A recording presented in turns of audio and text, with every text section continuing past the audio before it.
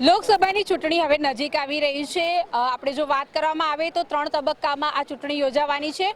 ગુજરાતની અંદર આપણે અલગ અલગ વિસ્તારોમાં ફરી રહ્યા છે અને લોકોનો મત જાણી રહ્યા છે। ત્યારે અત્યારે હાલ આપણે ગુજરાત યુનિવર્સિટી ખાતે આવ્યા છીએ અને વિદ્યાર્થીઓ જે છે તેમનો મત જાણવાના છે। શું વિચારી રહ્યા છે આ ચૂંટણીને લઈને અને કયા મુદ્દાને ધ્યાનમાં રાખીને તેઓ મતદાન કરશે। શું નામ તમારું? જી, મારું નામ માલુ મુદવા। મારું ભાઈ, લોકસભાની ચૂંટણી નજીક આવી રહી છે, કયા મુદ્દાને ધ્યાનમાં રાખીને મતદાન કરશો? રામ મંદિર। રામ મંદિર, માત્ર રામ મંદિર જ? રામ મંદિર પ્લસ મોદી સરકારે જે કરેલી અનેક સિદ્ધિઓ, ન્યૂ એજ્યુકેશન પોલિસી, આપણું જીઓ પોલિટિક્સ વગેરે વગેરે ઘણા મુદ્દા છે। એક પણ મુદ્દામાં ઉતર્યા નહીં એમ, દરેક મુદ્દામાં આપણે ભારતના વિકાસની વાત કરીએ તો શું લાગે છે, ભારતનો વિકાસ કઈ તરફ જઈ રહ્યો છે? ભારત ફ્રીમાં અર્થવ્યવસ્થામાં વિશ્વમાં આવી શકે છે એવું એમના નિવેદનો છે અને અમને એમની પર પૂરેપૂરો ભરોસો છે। કેવા મજબૂત નેતાની જરૂરત? મજબૂત નેતા નીતિન ગડકરી સાહેબ, નરેન્દ્ર મોદી સાહેબ, અમિત શાહ સાહેબ, આપણા ગુજરાતની વાત કરીએ તો હર્ષ સંઘવી સાહેબ, દરેક મજબૂત નેતા જ છે। શું લાગે છે, પરિવર્તનની જરૂર ખરી કે આ સરકાર જે છે થવી જોઈએ? થોડાક મુદ્દા ધ્યાન દોરીને, બાકી પરિવર્તનની જરૂર બિલકુલ નથી। વડાપ્રધાનના ચહેરા તરીકે કોને જોવો છો, નરેન્દ્ર મોદી કે રાહુલ ગાંધી? નરેન્દ્ર મોદી ઓબ્વિયસલી। ભાઈ, આપનું નામ? પંડ્યા બ્રિજેશ। બ્રિજેશભાઈ, કેટલી વાર મતદાન કર્યું છે અત્યાર સુધીમાં? 2 વાર। 2 વાર, એટલે હવે આ બીજી વાર છે કે ત્રીજી વાર? ત્રીજી વાર। ત્રીજી વાર। કયા મુદ્દાને ધ્યાનમાં રાખીને મતદાન કરવાના? વિકાસ જોઈને।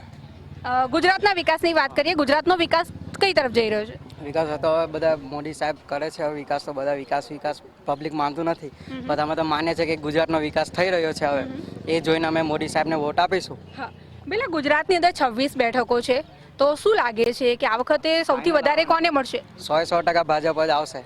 ભાજપ જ આવશે? કેમ આટલું શ્યોરિટીથી? વિકાસ થઈ રહ્યો છે તો પછી પબ્લિકને એ જોઈએ છે, તો પછી બધા વોટિંગ આપશે, ભાજપ જ આવશે। કોઈ પરિવર્તનની જરૂર ખરી?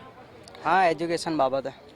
એજ્યુકેશનમાં કયા એવા મુદ્દાઓ છે જેને લઈને તમે ઈચ્છો છો કે આ વસ્તુમાં વધારે વિકાસ થવો જોઈએ? જેમ અમુક સ્ટુડન્ટ હોય છે જે લોકોને એજ્યુકેશન બાબતે ભલે એજ્યુકેશનમાં ટોપર હોય, બટ એમને આગળ જતા ફિલ્ડમાં જોબ નથી મળતી, તેમને સારી બેરોજગારી બાબતે, હા, તો જોબ એમને સારી મળે, એના લીધે ભાજપ વિકાસ કરી રહ્યું છે એજ્યુકેશન બાબતે, તો એના પ્રમાણે અમે વોટ આપીએ છીએ ભાજપને।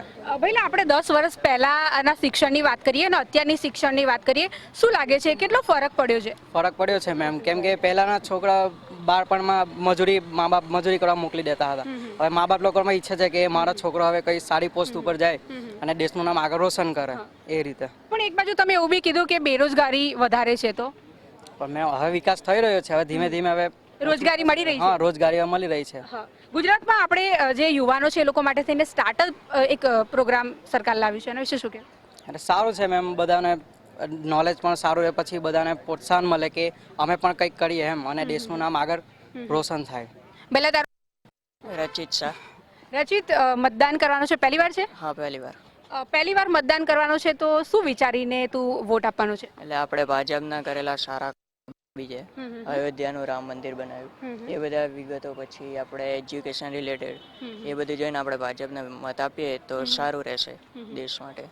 ગુજરાતમાં શું લાગે છે કેટલી સીટો આવશે? ગુજરાતમાં ભાજપ જ આવશે। ભાજપ જ આવશે? કેમ ભાજપ જ? ભાજપના કામ બોલે છે ને। ઓલ ઓવર ગુજરાત, આપણે ઇન્ડિયાની વાત કરીએ તો શું લાગે છે કેટલી સીટો ભાજપને મળશે, કેટલી કોંગ્રેસને મળશે? 400 પાર તો થઈ જશે ભાજપ। બરાબર। પહેલા તારું નામ? ઓમકાર હરિયાણી। ઓમકાર, મતદાન કરવાનો છે, શું વિચારીને, કયા કામોને ધ્યાનમાં રાખીને મતદાન કરીશ? શિક્ષણ અને આરોગ્ય। શિક્ષણ અને આરોગ્ય। ભઈલા, આજથી 20 વર્ષ પહેલાનું આરોગ્ય કેવું હતું ને અત્યારે કેવું છે? આજથી 20 વર્ષ પહેલાં એવું માનવામાં આવતું કે આરોગ્ય હોય તો સરકારીમાં ના જવાય, અને આજનું આરોગ્ય તો કે સરકારીમાં જ જવાય, અને આપણી સિવિલ હોસ્પિટલ એ બધું તો એટલે સરકારી હોસ્પિટલોની જે સુવિધાઓ છે એને લઈને? હા, સુવિધાઓ સારામાં સારી છે અત્યારે? સારામાં સારી। હજુ વધારે સારું થઈ શકે? હા, થઈ શકે, ભાજપ સરકાર આવે તો। અને કદાચ પરિવર્તન આવે તો? પરિવર્તન તો પહેલા એ લોકોને ચાન્સ આપેલો જ તે, અને હવે ચાન્સ આપીને કંઈ ફાયદો નહીં। મોદી સાહેબ જે કરે એ યોગ્ય જ છે। ઓકે, મોદી સાહેબે કરેલા કયા વિકાસના કાર્યોથી તમને લોકોને સંતુષ્ટિ છે?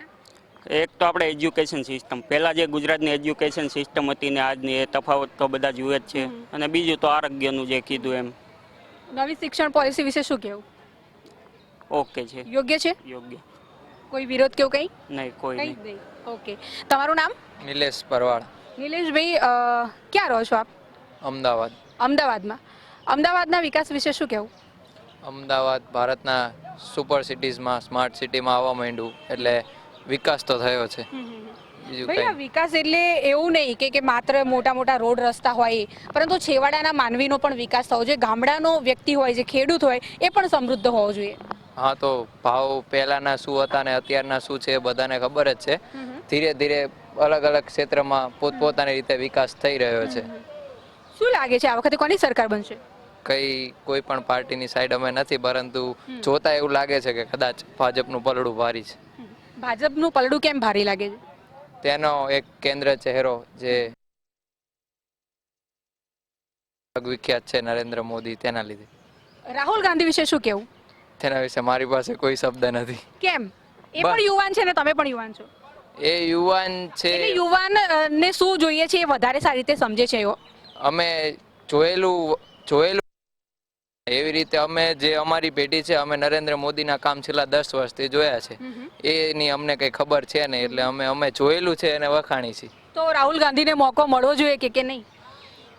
કોઈ આઈડિયા નહીં. કારણ કે તમે એમનું કામ જોયું નથી એટલે કહું છું. નહીં, આ વિષય પર હું બોલવા નહીં માંગુ. તમારું નામ? નીતિનભાઈ. નીતિનભાઈ, શું વિચારીને મતદાન કરવાના છો? હવે તો અમે વિકાસની દ્રષ્ટિએ મતદાન કરવાનું વિચારી રહ્યા છીએ.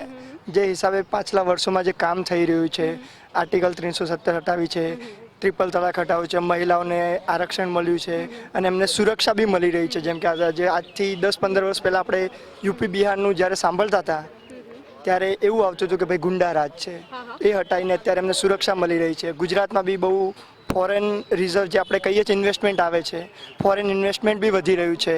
એ ઇન્વેસ્ટમેન્ટના કારણે આજે ગુજરાતનો બી વિકાસ થઈ રહ્યો છે. આપણે મેટ્રો આવે છે, હવે બુલેટ ટ્રેન બી આવે છે, બધા પ્રોજેક્ટો નવા નવા ચાલુ છે. રિવરફ્રન્ટ બી આપણો બહુ મોટો ડેવલપ થઈ રહ્યો છે. બીજા બધા બી ડેવલપમેન્ટ થઈ રહ્યા છે. રોડ કન્સ્ટ્રક્શન સારું એવું થઈ રહ્યું છે. ગુજરાતને હજુ બીજા કયા કયા વિકાસની જરૂરત છે? ગુજરાતમાં હજુ અમુક એરિયામાં જ્યાં બાકી છે ત્યાં બી થવાની જરૂર છે અને આશા કરીએ છીએ કે થઈ જશે. આપણે વાત કરીએ, ઘણી બધી સમસ્યાઓ પણ હોય છે, તો ગુજરાતની એવી 4-5 સમસ્યાઓ જે તમને એવું લાગે છે કે આનું નિરાકરણ થવું જોઈએ. હવે સમસ્યાઓ તો જે પ્રોબ્લેમ ફેસ કરે એને ખબર હોય. મે બી અત્યાર સુધી મને કોઈ પ્રોબ્લેમ નથી આવે એટલે મને કંઈ આઈડિયા નથી આના વિશે. તો ગુજરાતમાં બેન દીકરીઓ સુરક્ષિત છે? હા, બહુ સુરક્ષિત છે. નવરાત્રી યોગ્ય છે? નવરાત્રીના ટાઈમે તમે જુઓ જ છો, રાતે 12-1 વાગ્યા સુધી આપણે ગરબા કરતા જોઈએ છે. જનરલી એકલા જ કરતા હોય તો સુરક્ષા વગર તો કોઈ કરે ના. આપના વિસ્તારમાં રોડ રસ્તા બધું? હા, બધું ઓકે છે. પાણીની કોઈ સમસ્યા? ના, પાણીની કોઈ સમસ્યા નથી. ટૂંકમાં ગુજરાતનો વિકાસ યોગ્ય છે? યોગ્ય છે. ઓકે, તમારું નામ? પ્રિન્સ ઠક્કર. પ્રિન્સ, પહેલી વાર વોટ કરવાનો છે? પહેલા કર્યો છે? હા, પહેલી વખત જ. પહેલી વખત વોટ કરે છે, શું વિચારીને વોટ કરીશ? જય શ્રી રામ. પહેલું તો હું કહેવા માંગુ છું કે મોદી સાહેબે આપણા માટે જે કર્યું એ મારા માટે વરદાનથી ઓછું નથી. એમને રામ મંદિર બનાવ્યું, આર્ટિકલ 370 કલમ હટાવી, એટલું જ મારા માટે કાફી છે. અને બીજું એમને જીએસટી અને નોટબંધી જેવા મુદ્દાઓથી એમને બ્લેક મની પણ દૂર કર્યું છે. એટલે હું મોદી સાથે જ જવા માંગીશ. મોદી સાહેબ આપણા માટે કમ્પ્લીટ યોગ્ય છે. હું એ બધાને એ જ પ્રિફર કરું છું કે ભાજપને જ વોટ આપે. આમ તારા ખ્યાલથી ઉમેદવાર કેવો હોવો જોઈએ? ઉમેદવાર તરીકે એમનામાં કાંઈ પ્રોબ્લેમ ઓછી હોવી જોઈએ પહેલું તો, અને ભારતને વિકાસ તરફ લઈ જાય અને આખી દુનિયામાં રિપ્રેઝેન્ટ કરે એ રીતે હોવું જોઈએ. જેમ કે આપણે વર્લ્ડ કપમાં અત્યારે 10માંથી 10 મેચો જીત્યા, ભલે ફાઇનલ ના જીત્યા પણ તો પણ આટલો વિકાસ થયો. પહેલાં આપણી ટીમો વેસ્ટ ઇન્ડિઝ જેવી ટીમો સામે પણ નથી જીતી શકતી. આપણે શિક્ષણ અને મેડિકલ જેવી પાયાની જરૂરિયાત છે, એના વિશે શું કહેવું? આપણે ગુજરાતમાં કેવી છે? શિક્ષણ તો આપણે અત્યારે આ કેમ્પસ જોઈ જ શકો છો તમે, આવું મસ્ત કેમ્પસ છે. અહીંયા બધું ભણતર બરાબર છે. આરોગ્યમાં પણ એપોલો, પછી ઓએનજીસી મોટી એવી હોસ્પિટલો છે, ત્યાં કમ્પ્લીટ બધાને આરોગ્ય મળી જ રહે છે. હમણાં મારા દાદાને જ ઓપરેશન કરાવ્યું, એકદમ પરફેક્ટ ઓપરેશન થયું છે, એકદમ સક્સેસફુલ.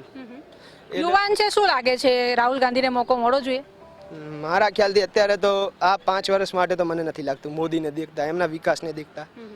અત્યારે 26માંથી 26 બેઠકો હું કહું ગુજરાતને જ મળે, અને વિધાનસભામાં પણ આ લોકસભામાં પણ 400 ઉપર મળે. હું એવું જ પ્રિફર કરવા માંગુ માની લો છું. કે વડાપ્રધાન નરેન્દ્ર મોદી ફરીથી વડાપ્રધાન બને, બરાબર, તો શું લાગે છે કે ઇન્ડિયાનો વિકાસ કઈ તરફ જશે?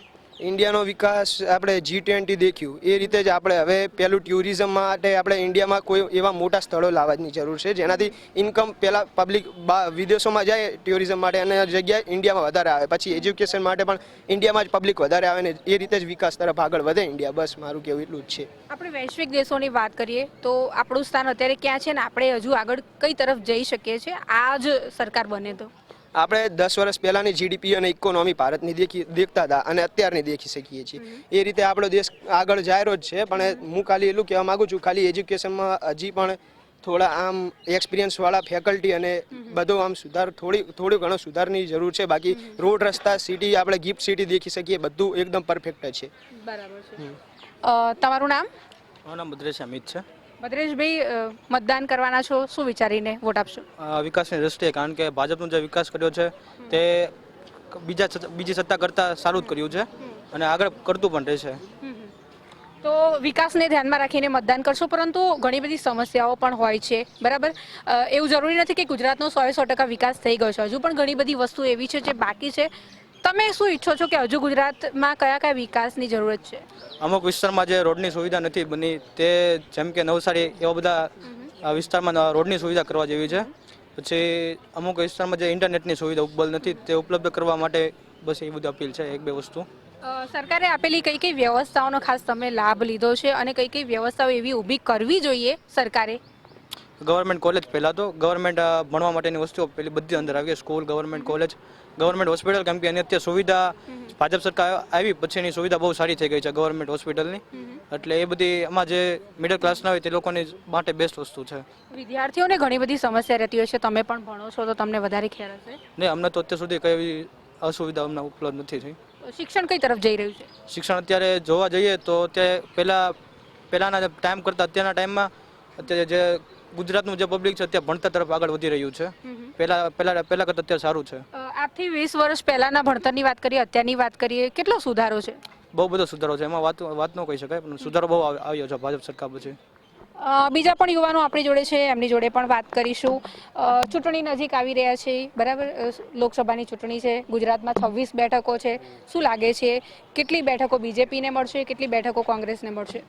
સૌ પ્રથમ તો ભાજપને ગુજરાતમાં તો 26 સીટો મળશે, કારણ કે તમને ખ્યાલ છે કે આખા ભાજપ 28 રાજ્યોમાંથી 18 થી 20 રાજ્યોમાં આપણી ભાજપ છે. એમાંથી 5 રાજ્ય એવા છે જેમાં કોઈ અલાયન્સ નથી. એમાંથી આપણું એક ગુજરાત આવે છે. મતલબ બધાને એક ભરોસો તો છે કે ભાઈ ગુજરાતમાં 26 સીટ આવી શકે, એટલે કોઈ અલાયન્સ નથી, એટલે આવવાની શક્યતા તો ફૂલ છે. તમે કીધું કે 26માંથી 26 બેઠકો આવશે, પરંતુ 3-4 એવી વિવાદિત બેઠક છે જેની હું વાત કરું. ભરૂચ છે, રાજકોટ બેઠક અત્યારે બધાને ખબર જ હશે કે વિવાદ ચાલી રહ્યો છે, બરાબર? આ સાથે બનાસકાંઠા પણ એક બેઠક એવી છે જ્યાં મજબૂત કોંગ્રેસના ઉમેદવાર જ્ઞાનીબેન છે. શું લાગે છે આ બધી બેઠકો પર બીજેપીને માર પડશે? કોઈ બી વસ્તુ આપણે ટેકલ કરીએ તો થોડુંક મતલબ મહેનત તો માંગે જ છે ને, એ મહેનત કરવી પણ જરૂરી છે. ને ઓપોઝિશન પાર્ટી પણ થોડી મજબૂત હોવી જોઈએ, તો જ કામ જે રૂલિંગ પાર્ટી એ કરી શકશે. તો થોડું પણ આવશે તો ભાજપ. આખા ભારતમાં ભાજપનું વર્ચસ્વ જોતા, કોંગ્રેસનું વર્ચસ્વ જોતા શું લાગે છે આખા ભારતમાં ઓલ ઓવર કેટલી સીટો મળશે ભાજપને અને કોંગ્રેસને? જે બધા પ્રિડિક્શન કરીને બેઠા છે આપણા ભારતીય જનતા પાર્ટીના બધા ઉમેદવારો અને કાર્યકર્તાઓ 400 પાર, એ 400 પાર આવશે પણ ખરી. આપ યુવાન છો, બરાબર, અને શિક્ષણ મેળવી રહ્યા છો. શિક્ષણ વિશે વાત કરીએ. આપણું શિક્ષણ કઈ તરફ જઈ રહ્યું છે? પહેલાં કોંગ્રેસની રાજમાં તો પહેલાં કોલેજ, યુનિવર્સિટી, ઇન્ફ્રાસ્ટ્રક્ચર જ નહોતા, બહુ ઓછા હતા પણ. ને એમને બહુ બધા અમેન્ડમેન્ટ કર્યા, ઇમ્પ્લિમેન્ટ નહીં કર્યા. તો જે આપણી ભાજપ સરકારે એ અમેન્ડમેન્ટને ઇમ્પ્લિમેન્ટ કર્યા છે, તો એ ઇન્ફ્રાસ્ટ્રક્ચરને આધારે આપણું જે ઇન્સ્ટિટ્યુશન, યુનિવર્સિટી, કોલેજ છે, એના લીધે આપણે યુવા તરફથી વોટ પણ મળશે. શિક્ષણ ક્ષેત્રે સરકાર તરફથી કઈ કઈ વ્યવસ્થાનો તમે લાભ લીધો છો અત્યાર સુધીમાં? આપણે ખ્યાલ છે કે બહુ બધી પહેલાં કોંગ્રેસની રાજમાં જે યુનિવર્સિટી હતી બહુ ઓછી હતી. આપણે ભાજપ આવ્યા પછી 2014 પછી બહુ બધી યુનિવર્સિટીને ઇન્ફ્રાસ્ટ્રક્ચરો વધ્યા છે, એના કારણે 400 પાર આવવાની શક્યતા. એક સવાલ તમને પૂછીશ. આપણા દેશમાં ઘણા એવા નેતાઓ છે જે ભણેલા નથી, એમના વિશે શું કહેવું? જો એ ભાજપની એ જ થોડુંક કહેવાય કે ડિસઅપોઇન્ટ કહેવાય છે. પણ જે લોકો હાલના યુવાનો નેતા, જે યુવાનો જે આપણે જે આપણો નેતા ભણેલો હોવો જોઈએ કે કેમ? જરૂર હોવું જોઈએ, કેમ કે એ જ આપણા આપણે જ લોકો જે છીએ ઘણા એવા નેતાઓને આપણે વોટ કરી દઈએ છીએ, એવા ઉમેદવારોને વોટ કરી દઈએ છીએ જેમનું ક્વોલિફિકેશન જો વાત કરવામાં આવે તો ઘણા 5 ફેલ 10 ફેલ કે પછી લાઈક એ રીતનું હોય છે. આપણે ભાજપ કહેવાય ને કે એક અમુક જગ્યાએ તો થોડુંક કહેવાય કે બધી જગ્યાએ કોઈ માણસ સાચું હોઈ ના શકે, એટલે એટલે આ થોડુંક ત્રુટિ છે ભાજપમાં? આ ત્રુટિ છે ભાજપમાં? હા છે ને અમુક વસ્તુ કેમ બધી કોઈ બી માણસ એક જગ્યાએ સાચું હોઈ ના શકે, થોડુંક માણસ ડિસએડવાન્ટેજ રહેવાનું ને એ છે ને આવનારા દિવસોમાં ટૂંકમાં આપણો ઉમેદવાર જે ભણેલો ગણેલો હોવો હોવો જોઈએ જોઈએ તો આજે શિક્ષણને સમજી આ શકશે. શિક્ષણને સમજી શકશે. કારણ કે જે લોકો 5-10 ચોપડીથી વધારે ભણ્યા નથી એ લોકોને કદાચ ને ભારતમાં બહુ બધા એવા રાજ્ય છે જ્યાં કહેવાય કે પોવર્ટી બહુ વધારે છે, જ્યાં બિહાર છે, રાજસ્થાન છે, તો ત્યાં જે અગર આ નેતાઓ અગર ભણેલા ગણેલા આવશે તો ત્યાં ફરક આવશે. તમારું નામ? જેનિશ વિરડિયા. જૈનિશ, પહેલી વાર મતદાન કરવાના છો? યસ, શું વિચારીને મતદાન કરશો? અમે તો જો કે ભાજપને જ વોટ આપવાના છીએ, કારણ કે કેમ ભાજપ જ? અયોધ્યામાં રામ મંદિર બનાવ્યું અને કાશ્મીરમાંથી 370ની કલમ હટાવી એના લીધે. તો આ બે વિકાસને જ ધ્યાનમાં રાખીને? ના, બીજા ઘણા વિકાસ થયા છે, કયા કયા? જેમ કે મેટ્રો ટ્રેન આવે છે, પછી આપણે રસ્તાઓ સાફ કર્યા છે, ગંદકી દૂર કરી છે ભાજપે, એ બધાને શિક્ષણ જોઈએ તો જ્યારે કોંગ્રેસના રાજમાં હતા ત્યારે ગવર્મેન્ટ સ્કૂલોમાં યોગ્ય સ્ટાફ નહોતો, ગવર્મેન્ટ કોલેજોમાં બરોબર ભણતર નહોતું મળતું. અત્યારે ભાજપના રાજમાં ગવર્મેન્ટ સ્કૂલોમાં બરોબર સ્ટાફ પણ આવી ગયો છે અને ગવર્મેન્ટ કોલેજોમાં બરોબર શિક્ષણ પણ મળે છે. આપણે શિક્ષણ અને મેડિકલ જેવી પાયાની જરૂરિયાત છે એના વિશે શું કહેવું? ગુજરાતમાં કેવી છે? ગુજરાતમાં બરોબર છે, સિવિલ હોસ્પિટલ છે, બીજી ઘણી અન્ય હોસ્પિટલો છે જેમ કે અપોલો છે, બધામાં બરોબર યોગ્ય ટ્રીટમેન્ટ મળે છે. આપ યુવાન છો એટલે યુવાનોના મુદ્દાને ઘણી સારી રીતે ઓળખતા હશો, બરાબર? એવા કયા કયા મુદ્દાઓ છે જેના ઉપર સરકારે કામ કરવાની હજુ જરૂર છે? મુદ્દાઓમાં કહીએ પહેલાં તો ગુજરાતમાં નશાબંધી કરાવવી જોઈએ, કારણ કે નશાબંધી છે છતાં પણ ગુજરાતમાં ઘણી જગ્યાએ નશો થાય છે. હમણાં વચ્ચે ટૂંક સમય પહેલાં જ આવ્યું હતું કે યુનિવર્સિટીમાં ગાંજો મળી આવ્યો, એના પર પગલાં લેવા જોઈએ વગેરે વગેરે. કારણ કે આ બધી વસ્તુ યુવાનોને ગેરમાર્ગે દોરે. હા, બીજી આપણે વાત કરીએ તો ગુજરાતનો વિકાસ તમારા ખ્યાલથી કઈ તરફ જઈ રહ્યો છે? ગુજરાતનો વિકાસ અત્યારે પ્રગતિશીલ છે. ગુજરાતમાં ઘણા બધા કાર્યક્રમો થયા. દેશના વિકાસની વાત કરીએ તો બીજા બધા દેશોની આપણે કમ્પેરિઝનમાં ઇન્ડિયાની વાત કરીએ તો 10 વર્ષનું ઇન્ડિયા કેવું હતું ને અત્યારનું ઇન્ડિયા કેવું છે? 10 વર્ષ પહેલાં જોઈએ તો ઇન્ડિયામાં કાંઈ જ નહોતું, અત્યારે ઘણું ખરું આવી ગયું છે. ઘણું ખરું આવી ગયું છે, તો હજુ વધારે વિકાસની જરૂરત ખરી? હા, તો મોકો કોને મળવો જોઈએ? ભાજપને જ. એટલે નરેન્દ્ર મોદી. અને રાહુલ ગાંધી પણ યુવાન છે, એમના વિશે નહીં, કેમ? એમના કામ જ નથી કાંઈ. ચૂંટાઈને આવશે પછી કામ કરશે ને? નહીં, નહીં લાગતું નથી. કેમ નથી લાગતું? એ ખબર લાગતું નથી કે એ માણસ કામ કરી શકશે. ઓકે, બેલા તારું નામ? ભદ્રેશ અમિત. ભદ્રેશ, તમે વાત કરી અત્યારે 10 વર્ષનું પહેલા અને અત્યારે, તો એ પણ કહેવા માંગુ છું કે 10 વર્ષ પહેલા જે પીએમ હતા, જે આપણા ભારતના પ્રધાનમંત્રી હતા, એનો જગ્યા અલગ હતી આખા વર્લ્ડ વાઇડમાં, અને અત્યારે જગ્યા અલગ છે. બસ એ જોતા ખબર પડી જાય કે આપણો ભાજપના નરેન્દ્ર મોદી એ શું કેવા કામ કરી રહ્યા છે, શું કામ કરી રહ્યા છે અને એની વેલ્યુ ક્યાં છે. પહેલા વેલ્યુ જોઈ લો અને અત્યારની વેલ્યુ જોઈ લો, બહુ સારી છે અત્યારે પહેલા કમ્પેરિઝનમાં. એટલે વડાપ્રધાન નરેન્દ્ર મોદીએ એક વેલ્યુ ઊભી કરી છે ભારતની. વેલ્યુ ઊભી કરી છે કેમ કે એમના કામના લીધે, એમને જે કામ કર્યા છે. અત્યારે તમે દ્વારકાનો 8 લેન વાળો હાઈવે જોઈ શકો છો, આર્ટિકલ 370 હટાવી, એ બધું તમે જોઈ શકો. ગુજરાતમાં આટલું સેફ છે લેડીઝ માટે, બધું તમે જોઈ જ શકો છો અત્યારે. અને ધીમે ધીમે એના ઉપર આગળ આવે એના હિસાબે અત્યારે વેલ્યુ આખા વર્લ્ડ વાઇડમાં વેલ્યુ અત્યારે વધી ગઈ છે નરેન્દ્ર મોદીની. આપણે ગુજરાતની વાત કરીએ, વડાપ્રધાન મોદી ગુજરાતના છે, બરાબર, અને ગુજરાતમાં એમણે ઘણા કાર્યો કર્યા છે, બરાબર. શું લાગે છે ગુજરાતમાં શું થવું જોઈએ? ગુજરાતમાં આવશે નરેન્દ્ર મોદી જ આવશે. 26માંથી મોટા ભાગની બેઠકો નરેન્દ્ર મોદી લઈ જશે, સીટ નરેન્દ્ર મોદી બીજેપીની જ આવશે. પરંતુ ગુજરાતમાં ઘણી બધી સમસ્યાઓ પણ છે. સમસ્યા છે પણ એનો હલ આવશે, ઉકેલ એનો આવશે, જરૂર આવશે.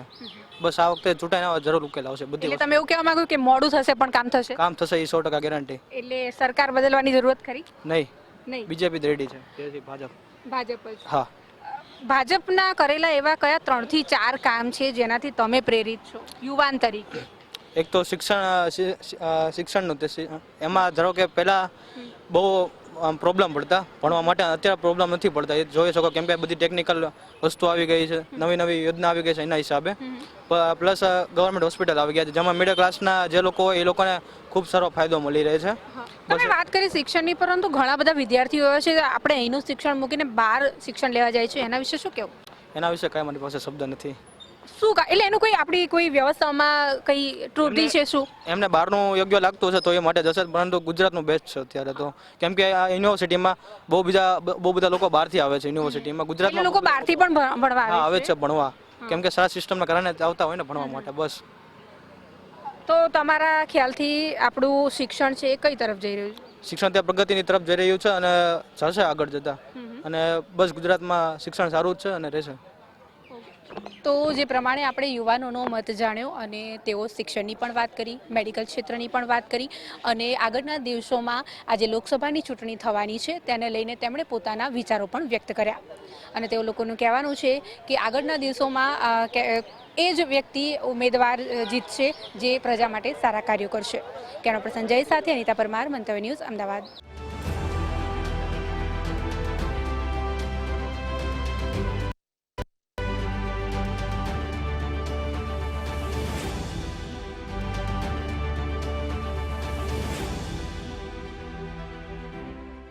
લોકસભા ચૂંટણીના પડઘમ વાગી ચૂક્યા છે અને મંતવ્ય મતદારોનો અવાજ રાજકીય પક્ષો સુધીને પહોંચાડી રહ્યું છે. આજે વડોદરાના મતદારો છે, આપણે એમની સાથે વાત કરીશું. કીર્તિભાઈ, શું કહો છો? મતદારનો અવાજ રાજકીય પક્ષ સુધી પહોંચાડવાનું કામ મંતવ્ય કરી છે, શું છે તમારો અવાજ?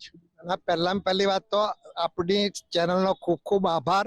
કારણ ચેનલો તો જાણે એક તરફી બતાડતી હોય એવું લાગે છે, જ્યારે લોકલ અને વડોદરાની ચેનલો પ્રજાનો અવાજ રજૂ કરે છે, એ બદલ ખૂબ ખૂબ આભાર. હવે હમણાં એક શબ્દ પ્રચલિત બન્યો છે, મોદી કી ગારંટી. અમે મતદારો વડોદરાના એવું ઈચ્છીએ છીએ કે અમારે મોદી કી ગેરંટી નહીં, પહેલા વડોદરામાં જે ઉમેદવાર એમના પક્ષે ઉભા રાખ્યા છે એમની ગારંટી જોઈએ છે. એ શું કરવા માંગે છે વડોદરા માટે? ઘણા બધા મુદ્દા એવા છે જે 27-30 વર્ષના શાસનમાં જ્યાં હતા ત્યાંના ત્યાં જ છે. દાખલા તરીકે વિશ્વામિત્રી નદી, ગાયકવાડી શાસનમાં એની જાળવણી થઈ હતી, પણ ત્યાર પછીના શાસનમાં કોંગ્રેસની ટીકા કરનારાઓ જે ભાજપના લોકો છે એમને પણ જાળવણી કરી નથી. આજે પણ વિશ્વામિત્રીમાં ગંદુ પાણી વહે છે જે ચોખ્ખું પીવાનું હતું. એવા ઘણા બધા મુદ્દા છે. વડોદરા એરપોર્ટ, ઇન્ટરનેશનલ એરપોર્ટ હજુ બની શક્યું નથી, વિઝા ઓફિસ શરૂ થઈ નથી. તો શું આ જે નવા ઉમેદવાર છે અને એ જીતશે એવું હું ના કહી શકું, પરંતુ જે પ્રકારનું વાતાવરણ સર્જાયું છે તો પ્રજા મોદીજીના એટલા બધા પ્રભાવમાં છે ટીવીના કારણે અને એમના થોડાક સારા કામોના કારણે કે એમના કારણે ઉમેદવારને મત. આ ઉમેદવાર નવા છે ને પ્રજા ઓળખતી પણ જોયા પણ નથી. છતાં બી શક્યતા એવી છે કે સ્થાનિક કડવા ઘૂંટડા પી પણ પ્રજા એક બાજુ મત કરશે. તેથી ગારંટી આ ઉમેદવારે આપવી જોઈએ જે આજ સુધી હજુ આપી નથી કે એ કયા કામ કરશે. બહુ સરસ વાત કરી કે મોદીજી તો ગેરંટી અનુરૂપ કામ કરી રહ્યા છે, પરંતુ ઉમેદવારની ગેરંટી શું? આપણી સાથે અન્ય મતદાર છે, જાગૃત મતદાર ભરતભાઈ ચૌહાણ, એમને પૂછીશું. શું કહો છો, શું છે તમારો અવાજ? 2024ની જે લોકસભાનું ઇલેક્શન થવા જઈ રહ્યું છે એમાં મંતવ્ય જે નાગરિકોનું અવાજ લઈ રહ્યું છે તે માટે મારે કહેવાનું, ખાસ કરીને એઝ એ યુનિયન લીડર, કે આપણા જે સાંસદ ચૂંટાઈને જાય તો ખાસ કરીને ઈપીએફઓના જે કર્મચારીઓ છે, એમ્પ્લોઈઝ પ્રોવિડન્ટ ફંડના, કે જેમના પેન્શન 1800 થી 2000, બહુ તો 3000 સુધી છે, એ મિનિમમ 10,000 રૂપિયા મળે. કેમ કે આજે 75 લાખ જેટલા ઈપીએફઓ કર્મચારી આખા દેશમાં છે અને વડોદરાની અંદર બી હું માનું છું ત્યાં સુધી 50,000 થી 1 લાખની વચ્ચે ઈપીએફઓના કર્મચારીઓ હશે. જ્યારે સરકાર જેને તેને આમ કે પેલું દાન કરતી હોય એમ ગરીબ મેળા ને બધું કરતી હોય, તો આ તો લોકોએ 40 વર્ષ પોતાનું નોકરીઓમાં, ખાનગી નોકરીઓમાં લોહી રેડ્યું છે, એને તમે 1800-2200 પેન્શન આપો, તે ક્યાંનો ન્યાય? એ ઉપરાંત અત્યારે આપણે જોઈએ છીએ બેંકોમાં ગ્રાહકોની સ્થિતિ છે, સ્ટાફ બેંકોની અંદર છે જ નહીં, અને જે કંઈ પણ સ્ટાફ છે એને ક્રોસ સેલિંગમાં બેંકો ઉપયોગ કરે, ક્રોસ સેલિંગ બિઝનેસ, કે જેમાં મેનેજમેન્ટને ઇન્સેન્ટિવ મળતું હોય છે, એટલે સ્ટાફને બીજી બાજુ રોકે છે અને સ્ટાફની અછત વર્તાય છે. તો આપણા સાંસદ આ વસ્તુની પણ ત્યાં રજૂઆત કરે. એ ઉપરાંત અત્યારે આપણે જોઈએ છીએ બધી બેંકોમાં ફ્રન્ટલાઈન સ્ટાફ જે પહેલા નિયમ હતો કે અત્યારે પણ એ જ નિયમ છે કે ફ્રન્ટલાઈન સ્ટાફ છે સ્થાનિક ભાષાનો જાણકાર હોવો જોઈએ.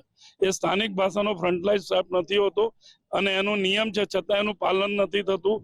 એ કરાવવાનો આપણા સાંસદ પ્રયત્ન કરે.